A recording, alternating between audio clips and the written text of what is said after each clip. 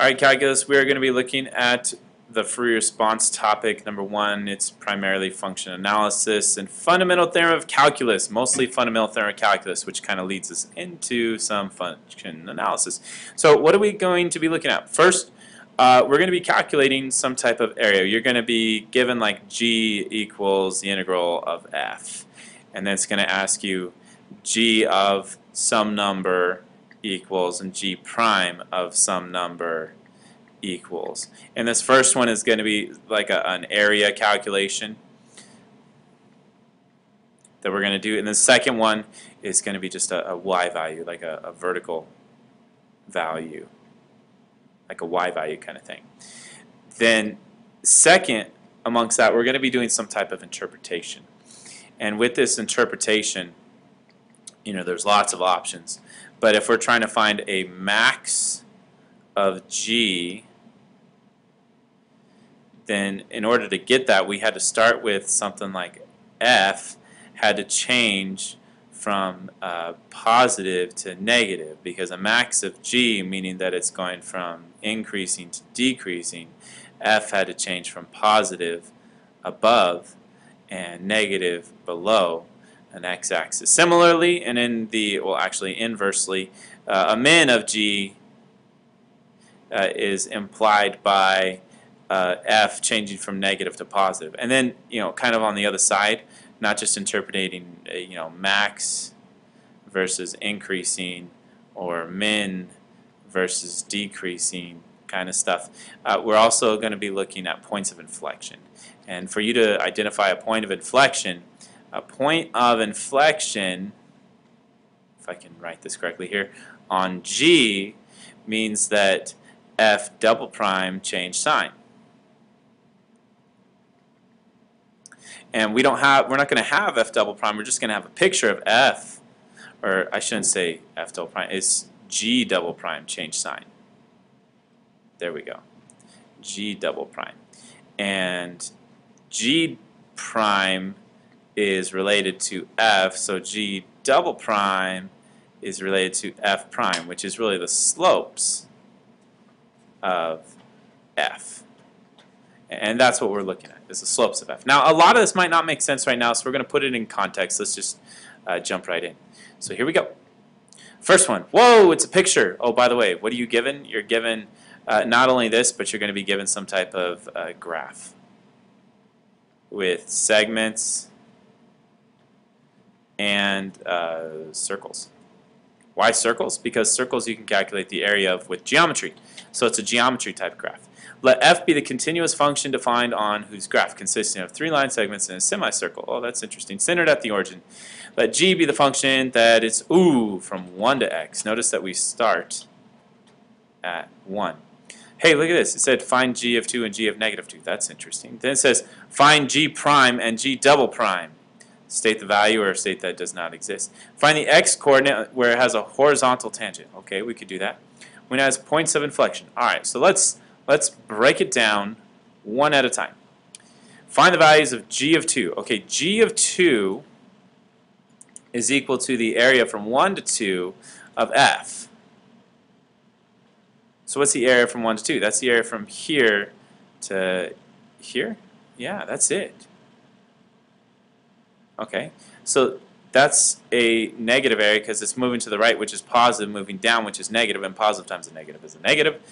And it's 1 high, but then how tall is it here? And that's kind of interesting. It says find g of 2. Well, how big is that? Well, this goes down to negative 1 here, so this would be halfway between that. That would be 1/2, negative 1/2. So g of 2, let's make sure that we're setting this up right. Just want to make sure. Yeah, g of 2 only goes down to 1/2, and that's a straight line. So g of 2 is just going to be this little triangle that I colored in. That's pretty possible there. So g of 2 is going to be equal to a triangle, which has a positive, it's 1/2 base times height, and the base is a positive 1 in the direction. But the height is a negative 1/2, which overall, there's our answer. I don't even have to simplify. Why? Because it's an FRQ. No need to simplify. Doesn't make it more correct. It's correct as it is. G of negative 2, let's do that down here in maybe a different color. G of negative 2. Okay, so that's really the area from 1 to negative 2 of f. Because right now we're just plugging the number in there for x. So we're going to start here, and then we're going to get all this area. That's back to negative 1. Then we got to keep going to negative 2. Alright, so let's talk about this area down here. We are moving to the left, and we are below the x-axis, so that's a negative negative. That's a double negative, and a double negative in math makes positive. So that's the area of a half circle. Now, if you keep in mind that the area of a circle is pi r squared, then the area of a half circle is equal to pi r squared halved, or divided by 2.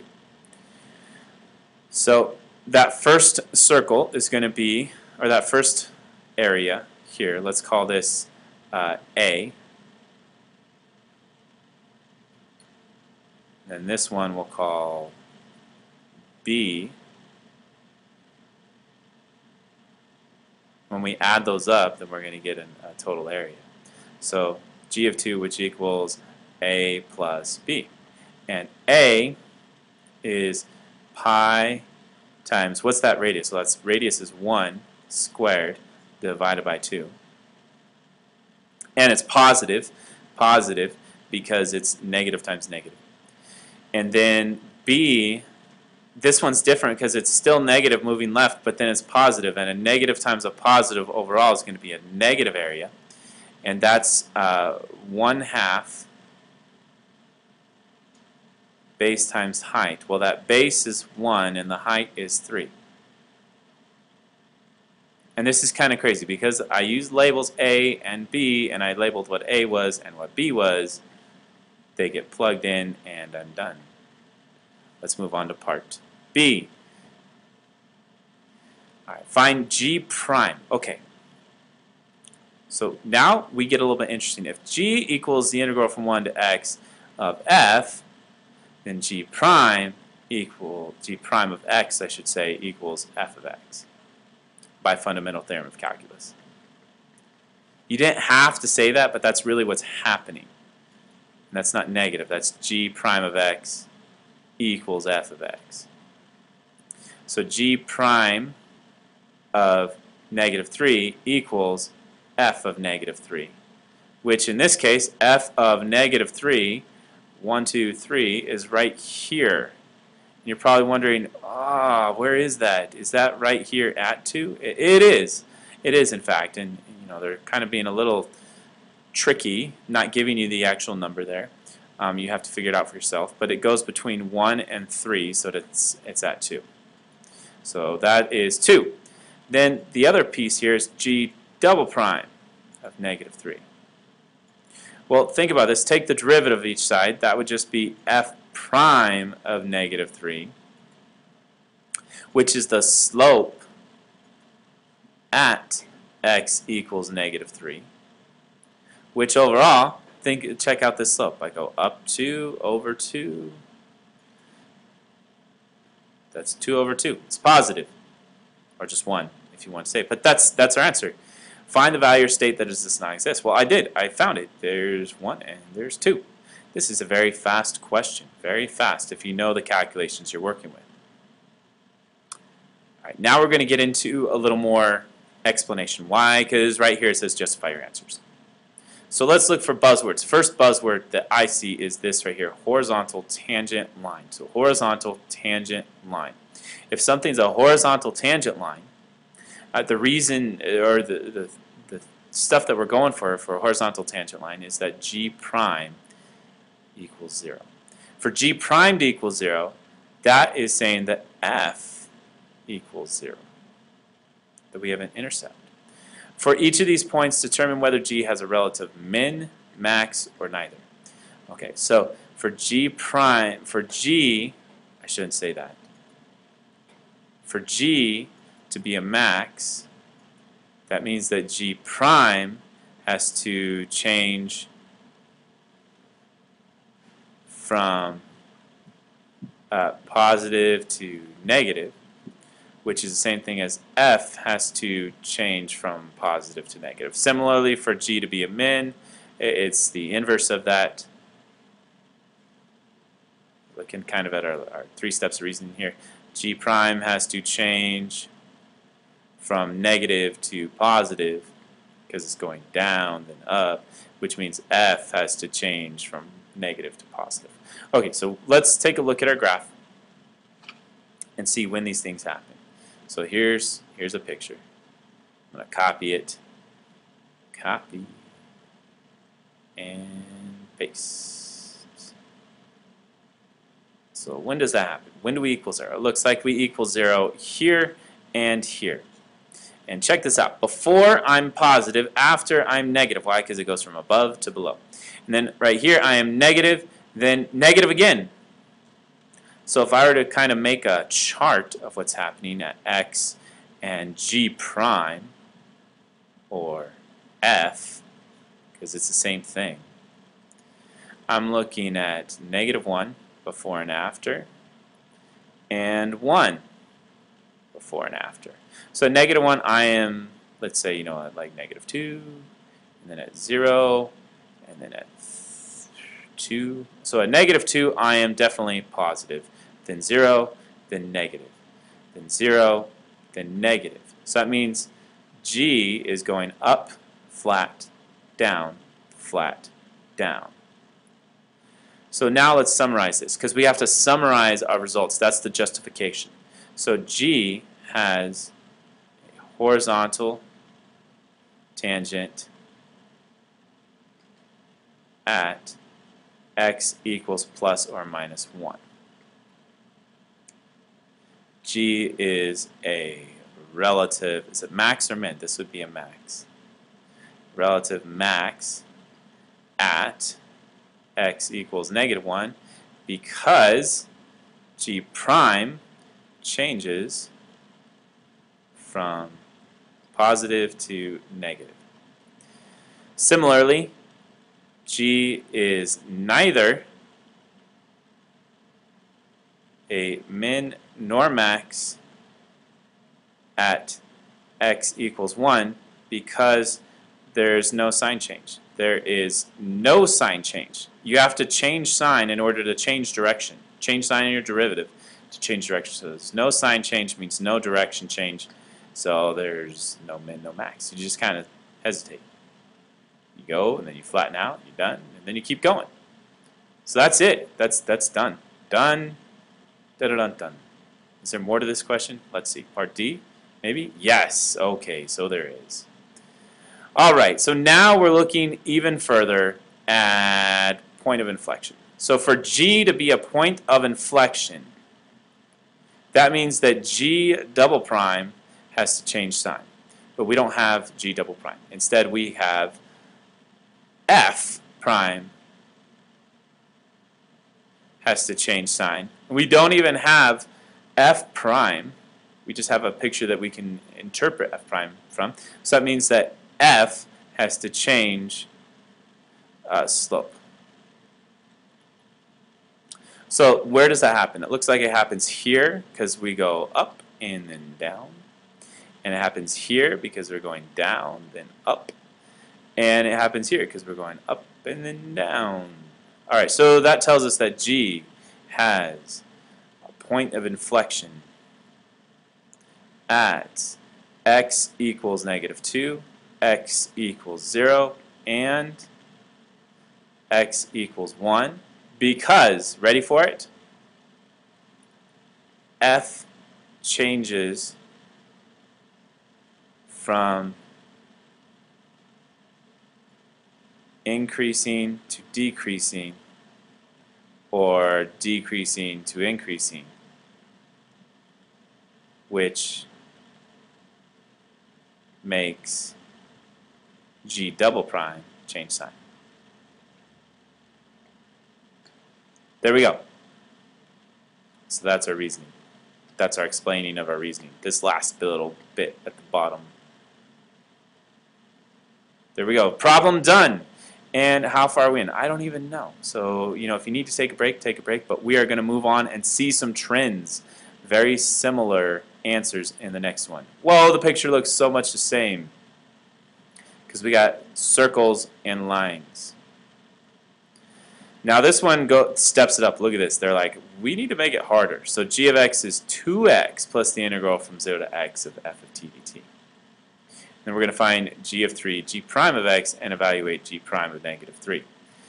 And then part B, we got to look at when it's an absolute max. Oh my goodness, that's going to be kind of crazy. And then we got to figure out when it has a point of inflection. And then we got to say something about mean value theorem. So this is all over the place for A, B, C, and D here. Let's jump into part A. So find g of 3. So g of negative 3, is equal to, well, I just got to plug it in. 2 times negative 3 plus the integral from 0 to negative 3 of f of t dt. So this right here is just the area from 0 to negative 3, which would be this area there. So there's my area. But let's fill it in with, you know, something bigger.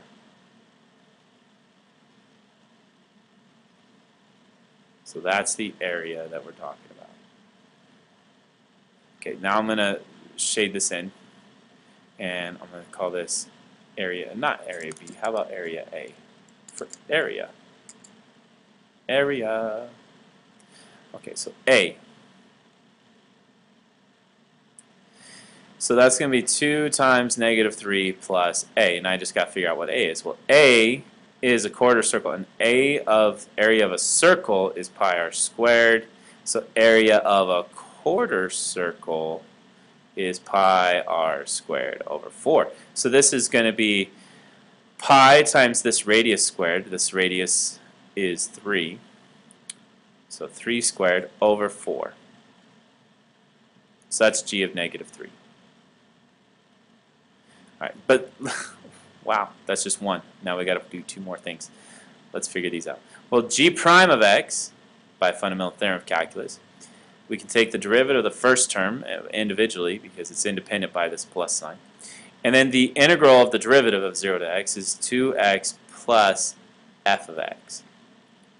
All right, so g prime of negative 3 is going to be 2 times, oh no, it's not 2 times x, it's 2. Because the derivative of 2x is just 2. So it's 2 plus f of negative 3, which is really 2 plus, what's f of negative 3? It's right here, it's 0. 2 plus 0, which is 2. I didn't even have to simplify that, but that's good enough there. 2 plus 0. Done. Done and done. At least those were a little bit easier. Notice it didn't say justify or explain or anything, which means only calculate. Do the calculation, show the work, show your steps. You're good. B, determine the x-coordinate at which the point G has an absolute max. Okay. So for G to be a max means that G prime has to either equal 0 or have a non-existent point, or does not exist like that. But I think G prime equals 0 is a little more likely.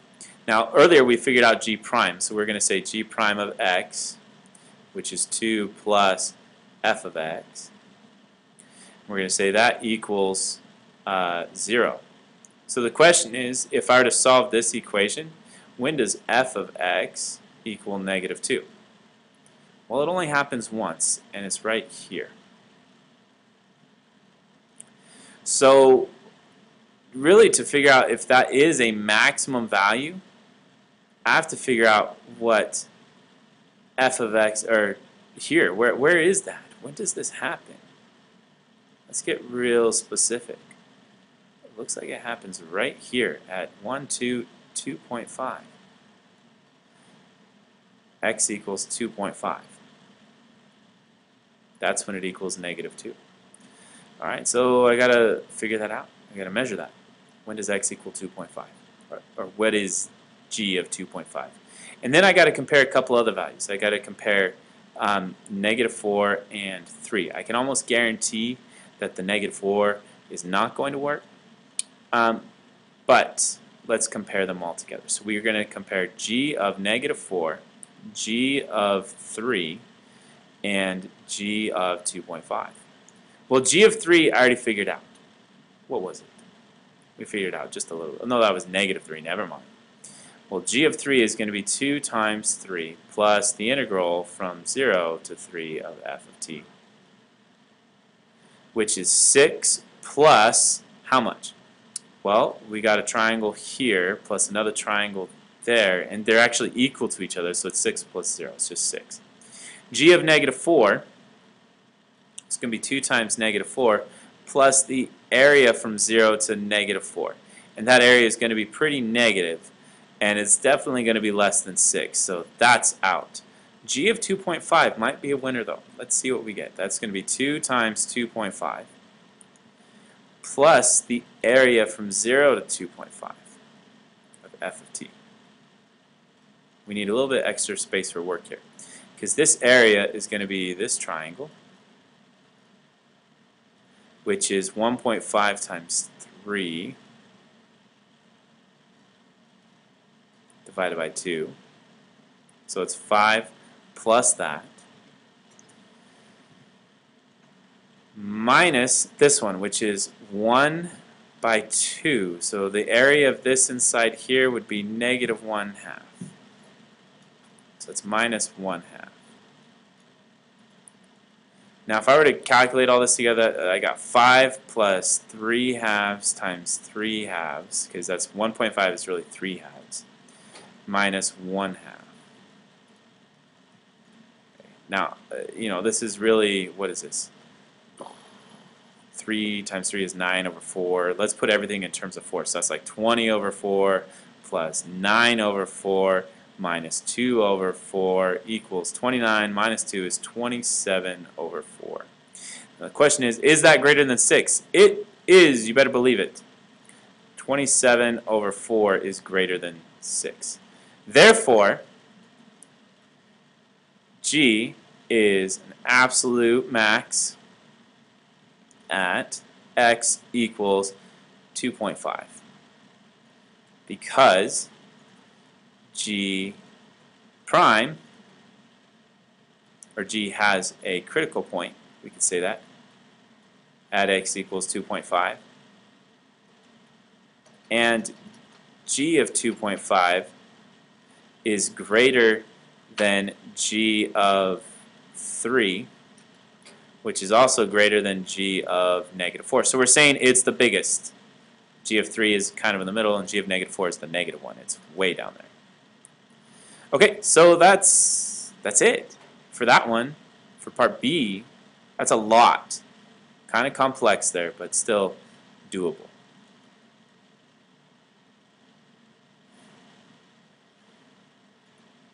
Let's take a look at this next one. It says find all values of x in the interval -4 to 3 for which the graph has point of inflection. So point of inflection, P-O-I, poi. Point of inflection. So on point of inflection on G means that G double prime changes sign from positive to negative, which means that F changes slope. So where does that happen? It looks like we have positive here to negative there, so that's definite point of inflection. And that's it. Well, that's kind of crazy. And you might be thinking, is that really true? Is that true? Because down here we have g of x, and if we know g prime of x equals 2 plus f of x, then g double prime of x, now we can be for sure, because this 2 goes to 0.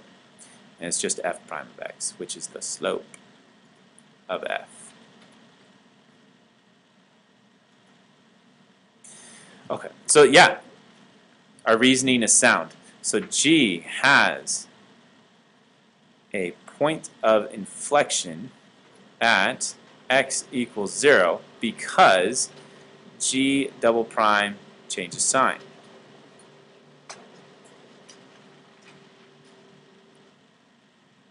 This is because f prime equals G double prime, and f prime changes sign. Changes from was it, positive to negative. That one was a lot faster, especially given the work we had done in previous parts of the problem. Let's see what else we got. It's just, I think there's a D coming. Ooh, here it is. D. All right, find the average rate of change of f on the interval. So the average rate of change of f, average rate of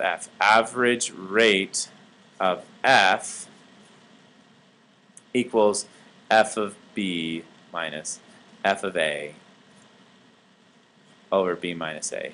A and b being the interval that it goes over, -4 to 3, which would be, just using these numbers here.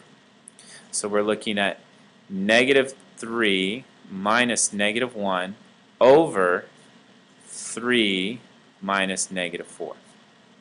And I don't even have to simplify, but I found it. There it is. If you did want to simplify, this is a plus, this is a plus. And you would have -2 on over here over 7. Now the question that they're asking is explain why this, okay, there is no point C for which f prime of C is equal to the average rate of change. That is mean value theorem. Why are we not contradicting the mean value theorem? Well, mean value theorem requires that the function, that f, would be continuous and differentiable on the interval. It's continuous, but check this out. Boom! Not differentiable. Why? Sharp turn. F is not differentiable at x equals 0. Therefore, mean value theorem does not apply. That's it. Same kind of questions, talking about derivatives based on the picture. Let's keep going with this idea, the same idea. Okay, so here's our picture in general. Then we got to break it down a little extra. So we got A, B, and C. First, it's just going to ask us to find a couple of values, then look at points of inflection. Oh my goodness. And then compare with a new function here and see when that's a relative min, relative max, or neither. Well, let's jump right in. It says find g of 3 and g of -2. Well, we know that, hang on, let's take a look at this. G of 0, y equals g prime of x. So this is g prime. So g of 3 equals the integral from 0. Actually, no, I should say this. Here's really what's happening. G of 3 minus g of 0 equals the integral from 0 to 3. And we know g of 0, and that's why that's helpful. So this would mean that g of 3 is equal to g of 0 plus the integral from 0 to 3 of g prime, by the way. Well, g of 0, I think that was 5. Let's double check it. Whoops, take it back. Yep, g of 0 was 5. That's 5. Plus the area from 0 to 3. Well, the area from 0 to 3 is this plus this. So we got a quarter circle plus a triangle. Well, the quarter circle is going to be pi times that radius squared over 4, and that radius in this case is 2. The triangle is going to be half base times height, and the base is 1, the height is 3. And they're all positive because it's positive and above. Positive and above. Now g of -2, I'm going to do that a little bit different. Do that, well, not necessarily that much different. I'm going to do it at least in a different color here. So for g of -2, I'm looking at this area. Why? Well, let's get more clear here. G of -2 minus g of 0 equals the integral from 0 to -2 of g prime. So g of negative 2, if I move this over to the other side, equals g of 0 plus the integral from 0 to negative 2 of g prime. G of 0 again is 5. Now the area from 0 to negative 2 is just this quarter circle, which is now negative because notice that we're moving left, which is negative, and we're above, which is positive. And a negative times a positive, when you're calculating area, in your dimensions there, is negative. So it's going to be negative. And then we got, it's a quarter circle, so that's pi, and it's actually the same as what we did before. 2 squared over 4. Easy peasy. Done. Next. Part B. Find the x-coordinate of each point of inflection. Okay, so point of inflection, POI, so of the graph y equals g of x. So that means we're looking at y double prime change of sign. And for y double prime to change sign, that means that g, because y double prime equals g prime, which is the slope of g.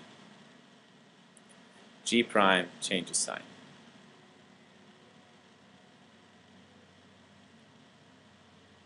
No. Right? Let's think about this for a second. If y... Oh, no, wait. All right, here we go. We got this a little backwards. G double prime changes sign, and this is G prime, so that means that G prime changes slope.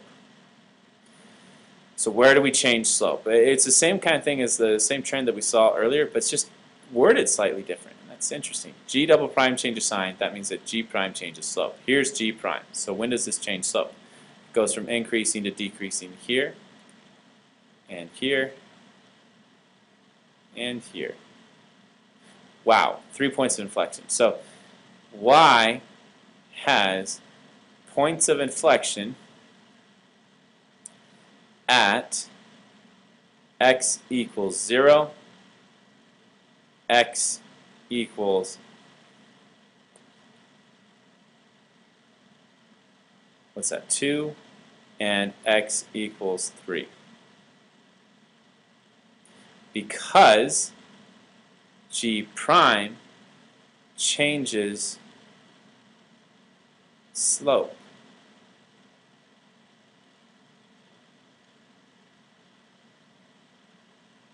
And you could even more specifically, because that's not really that clever, changes from either increasing to decreasing or decreasing to increasing. That's a reasoning, because this changes when G prime changes slope, that's equal to G double prime changing sign, which is where there'd be a point of inflection. Okay, so that's B. That was quick too. Find the x-coordinate of each point. Oh, that's a copy. Skip it. Part C. The function h. Find the x-coordinate of each critical point of h where -7 to 5. So h of x equals g of x minus 1/2 x squared. So h prime of x, this is going to be kind of interesting, equals g prime of x. Now if I take the derivative here, drop the 2, I'm going to have 2 over 2, so that's just 1. And x to the first is there. Alright, so that's kind of interesting. Let's see where we're going now with this. And then the question is, when does that equal 0? When does g prime of x minus x equal 0? Okay, now g prime of x right here, this is like our y value, you could say. This is our vertical. Y equals g prime of x.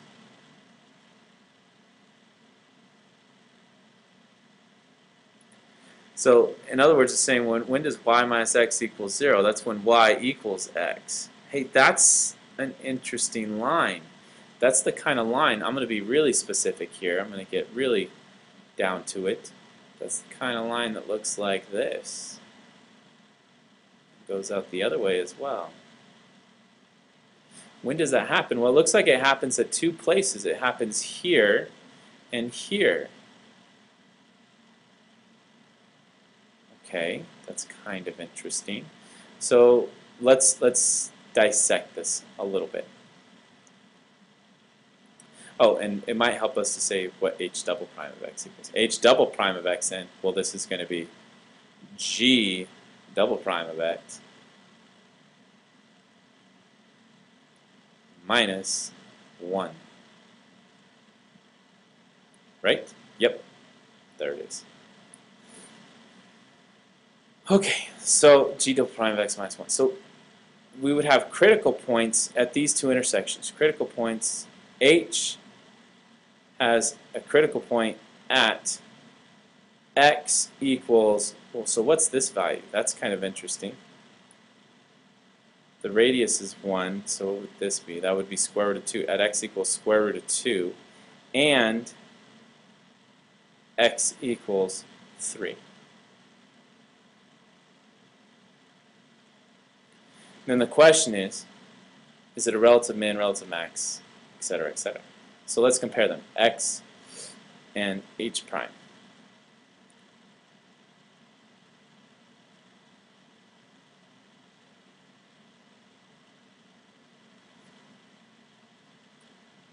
So first, notice that we're looking at g prime of x is the y value, and x is the x value. So let's look at before 3 here, at this point right there. Let's go even closer. Let's go right here to about 2. So this would be 2, and this is 2 right there, so it's less than 2. That means that the x value of this coordinate is less than the y value. So y is greater than x. That means that right here this is positive, that the slope, or the y value, is greater than the x value, which is kind of interesting. Is that true? No, it's not. Here's 2. This is 3. So that's negative.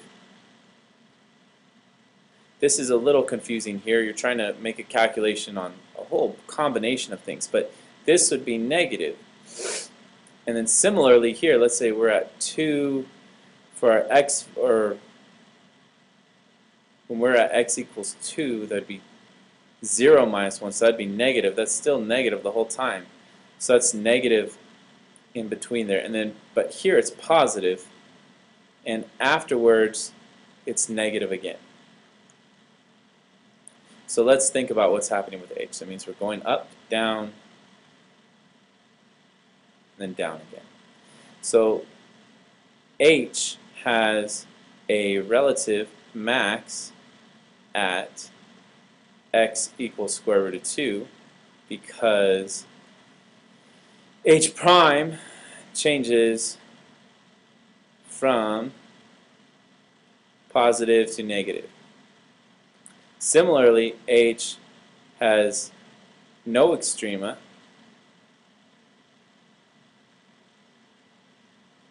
at x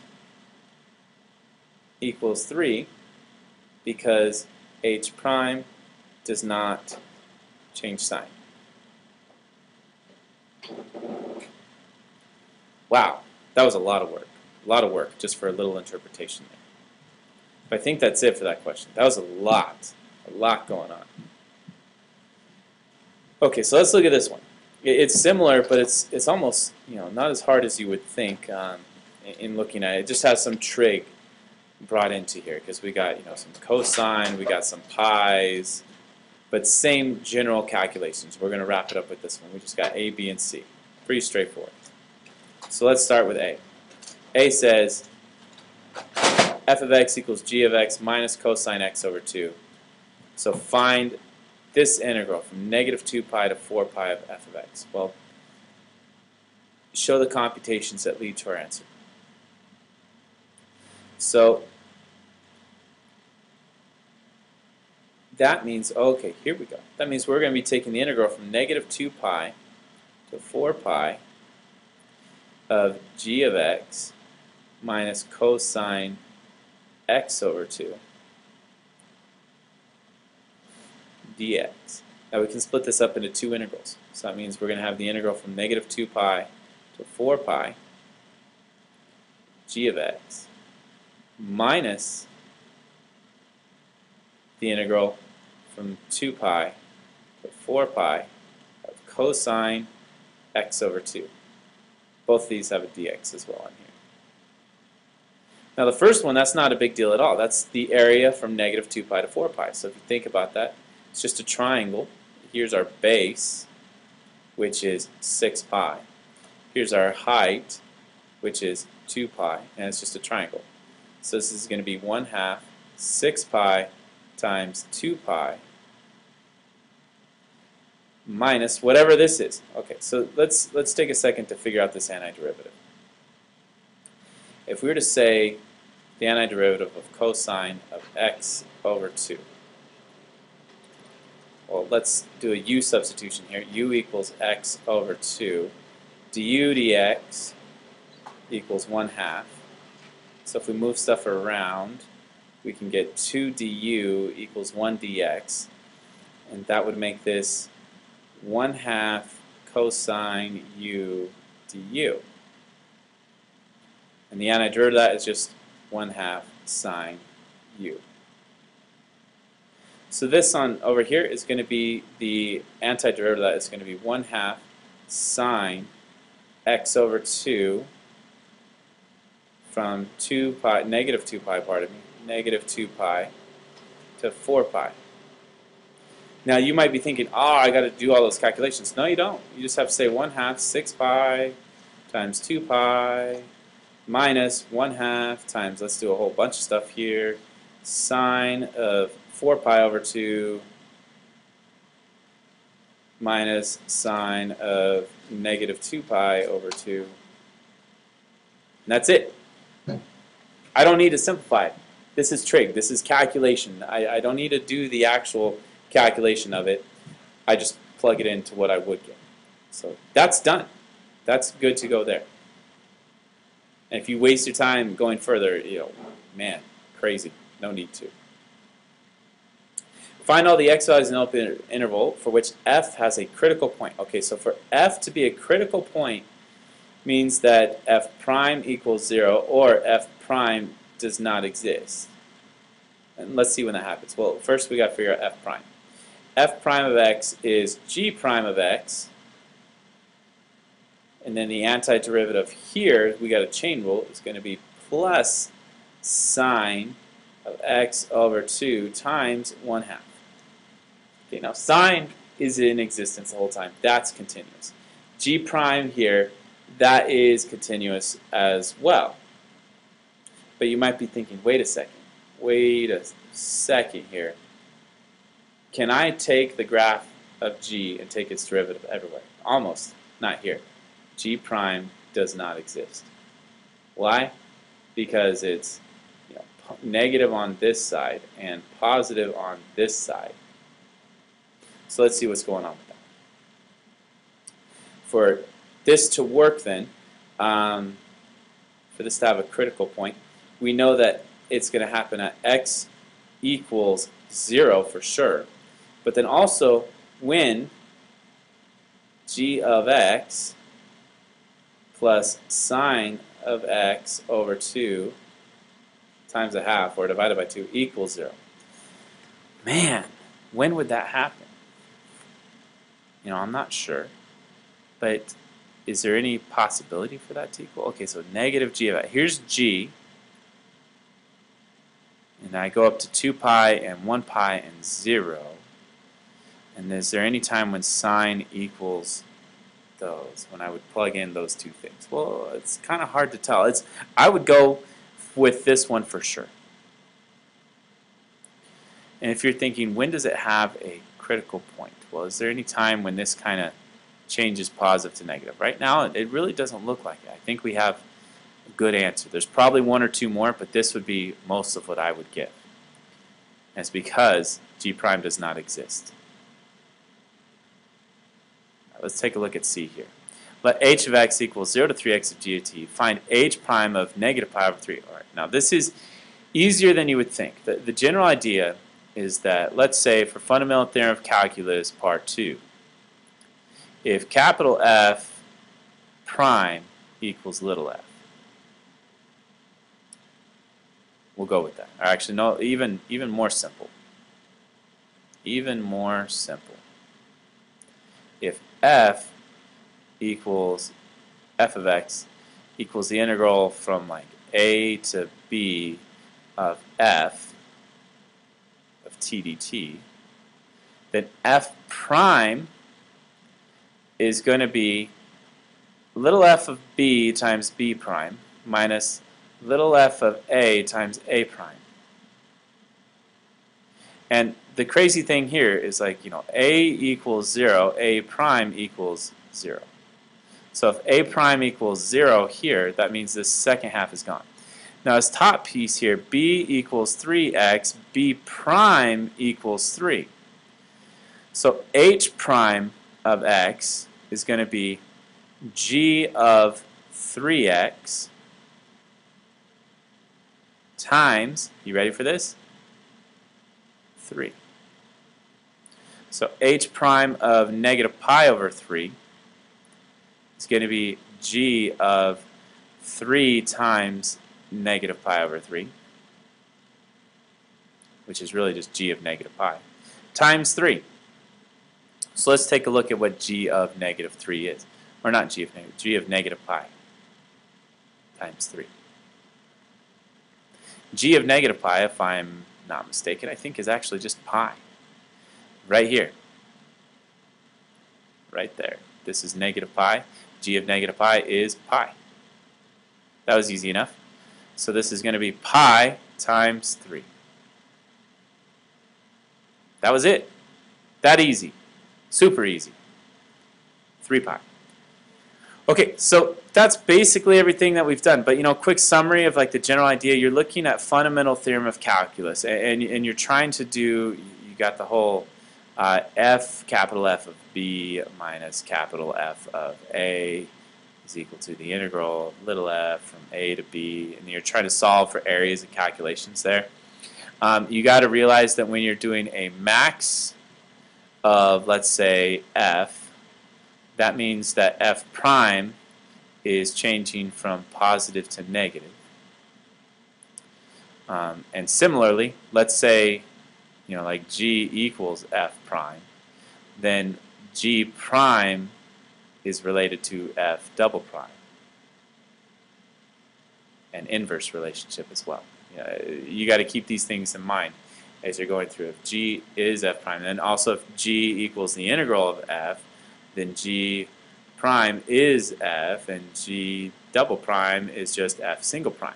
Now these kind of relationships, this or this one, are the kind of things that will guide you through making the correct interpretations. Alright, so that's a quick summary. Watch the video again if you can. I'm going to convert it and upload it here right now.